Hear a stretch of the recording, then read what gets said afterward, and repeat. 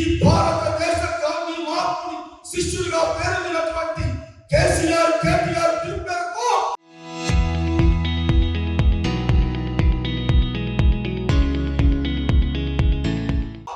మేము బీఆర్ఎస్ పార్టీలో తెలిసిన తర్వాత పార్టీలో చేరడం జరిగిందని మనం చేస్తా ఉన్నా. మేమేదో ఓడిపోయి బీఆర్ఎస్ పార్టీలో చేరా, బీఆర్ఎస్ కాంగ్రెస్ పార్టీలో చేరిన తర్వాత తెలిసిన తర్వాత బీఆర్ఎస్ పార్టీలో చేరాలి. ఆనాటి నుంచి ఈనాటి వరకు కూడా బీఆర్ఎస్ పార్టీ కేసీఆర్ మాకు దేవుడు, మాకు దేవుడి కంటే ఎక్కువ కేసీఆర్ కేటీఆర్. నేను రాజకీయంగా నేను అందరికీ చెప్తున్నాయా, ఎందుకయ్యాలో తెలుసా? ఆయన మీద పూల వర్షం పడింది, నా మీద రాళ్ళ వర్షం పడింది. ఎందుకో తెలుసా? ఒక్క కార్యకర్తకు అన్యాయం కలిగిన, ఒక్క ఉద్యమానికి నిర్ణయం చేసిన నా మీద రాని పడ్డాయి తప్పితే నేను ఏనాడు తప్పు చేయడం చేస్తా ఉన్నా. ఇది నగ్న సత్యం. కార్యకర్తల కోసం నా మీద ఆనాడు తెలుగుదేశం పార్టీ కానీ ఇంకా పార్టీలు కానీ నా మీద కొట్టబెట్టి అనేకమైనటువంటి కేసులు పెట్టి నా మీద ఇప్పటికే 20 కేసులు ఉన్నాయి.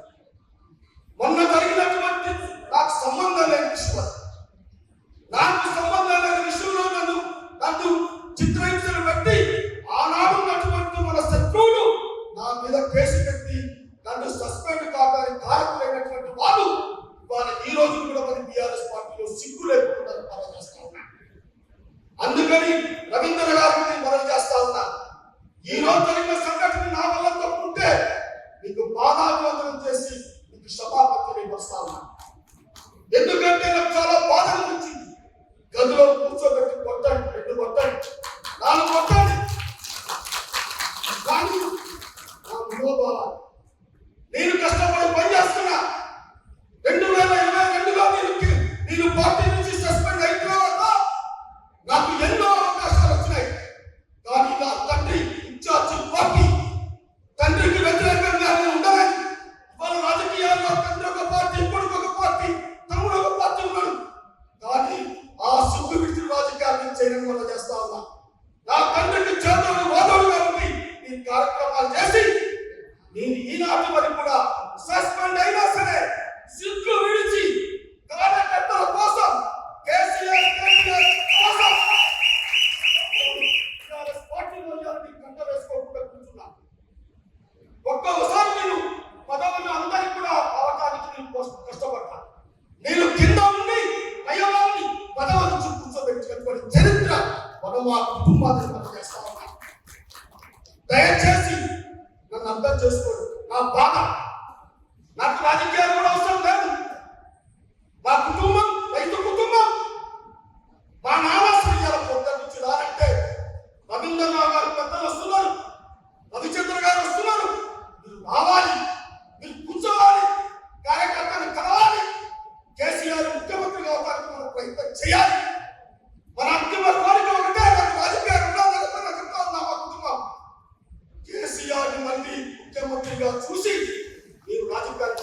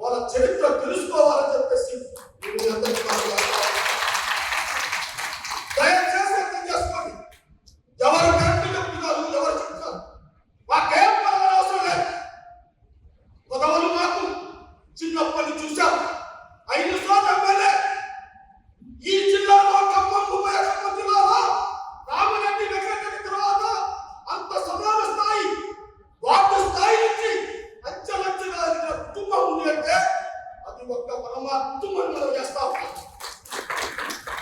అందుకని చెప్తా ఉంది, చాలా బాధగా ఉంది నాకు.